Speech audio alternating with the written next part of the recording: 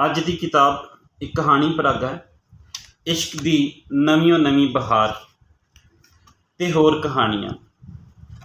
ਇਹ ਕਹਾਣੀ ਪਰਾਗਾ ਖਲੀਲ ਅਹਿਮਦ ਹੋਰਾਂ ਦਾ ਕਹਾਣੀ ਪਰਾਗਾ ਹੈ, ਜੋ ਪੰਜਾਬੀ ਜ਼ੁਬਾਨ ਵਿੱਚ ਉਹਨਾਂ ਦਾ ਪਹਿਲਾ ਕਹਾਣੀ ਪਰਾਗਾ ਹੈ।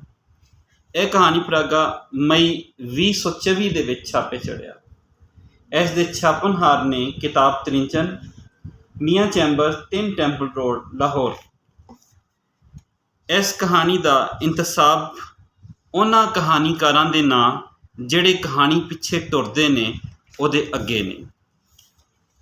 ਕਿਤਾਬ ਦੇ ਅਖੀਰ 'ਤੇ ਖਲੀਲ ਅਹਿਮਦ ਹੋਰਾਂ ਦੀਆਂ ਕਿਤਾਬਾਂ ਦੇ ਬਾਰੇ ਅਤੇ ਉਹਨਾਂ ਦੇ ਫਨ ਦੇ ਬਾਰੇ ਮੁਖਤਸਰ ਜੀ ਗੱਲ ਕੀਤੀ ਗਈ ਹੈ। ਅਤੇ ਕਹਾਣੀਕਾਰ ਵੱਲੋਂ ਪਹਿਲੇ 4-5 ਸਫ਼ਿਆਂ ਵਿੱਚ ਬਹੁਤ ਸੋਹਣੇ ਵਿਚਾਰ ਖਲੀਲ ਅਹਿਮਦ ਹੋਰਾਂ ਨੇ ਆਪਣੀ ਕਹਾਣੀ ਦੇ ਹਵਾਲੇ ਨਾਲ ਦਿੱਤੇ ਨੇ। ਉਹ ਬੰਦੇ ਅਤੇ ਕਹਾਣੀ ਦੇ ਬਾਰੇ ਕੀ ਕਹਿੰਦੇ ਨੇ, ਉਹਨਾਂ ਦੇ ਵਿਚਾਰ ਸੁਣੋ। ਬੰਦਾ ਅਤੇ ਉਹਦੀ ਕਹਾਣੀ। ਬੰਦਾ ਅਤੇ ਉਹਦੀ ਕਹਾਣੀ ਵੀ ਇਹਨਾਂ ਦੋਵਾਂ ਕਦਰਾਂ ਦੀ ਕਸ਼ਾਕਸ਼ ਦੀ ਕਹਾਣੀ ਹੈ, ਅਖਲਾਕੀਆਤ ਅਤੇ ਨਾਲੇ ਜਮਾਲੀਆਤ। ਇਹ ਦੋਵੇਂ ਕਦਰਾਂ ਨਾ ਤਾਂ ਕੋਈ ਰੋਕ ਲਾਉਂਦੀਆਂ ਨੇ, ਨਾ ਕੋਈ ਹਦਾਇਤ ਜਾਰੀ ਕਰਦੀਆਂ ਨੇ, ਪਰ ਇਹ ਕਹਾਣੀ ਦੇ ਹਰ ਅੱਖਰ ਨਾਲੇ ਉਹਦੀ ਬੁਣਤ ਵਿੱਚ ਰਚੀਆਂ ਹੁੰਦੀਆਂ ਨੇ।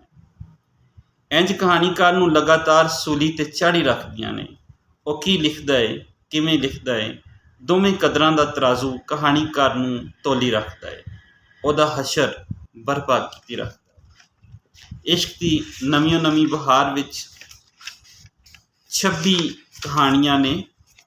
ਇਹ ਕਹਾਣੀ ਪਰਾਗਾ 135 ਸਫ਼ਿਆਂ ਦੇ ਉੱਤੇ ਮੁਸ਼ਤਮਿਲ ਹੈ। 26 ਕਹਾਣੀਆਂ, 135 ਸਫ਼ੇ। ਅੰਦਾਜ਼ਾ ਲਾਇਆ ਜਾ ਸਕਦਾ ਹੈ ਕਿ ਕਹਾਣੀਆਂ ਬਹੁਤ ਜ਼ਿਆਦਾ ਤਵੀਲ ਨਹੀਂ।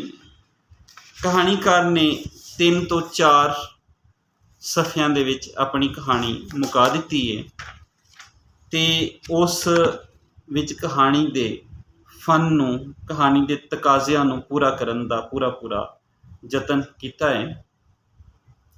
ਇਹ ਕਹਾਣੀ ਪਰਾਗਾ ਕਿਤਾਬ ਤ੍ਰਿੰਜਨ ਲਾਹੌਰ ਤੋਂ ਛਾਪਿਆ ਗਿਆ ਹੈ। ਇਸ ਦਾ ਮੁੱਲ 500 ਰੁਪਏ। ਇਸ਼ਕ ਦੀ ਨਵੀਂ ਬਹਾਰ ਅਤੇ ਹੋਰ ਕਹਾਣੀਆਂ। ਇਹ ਕਹਾਣੀ ਪਰਾਗਾ।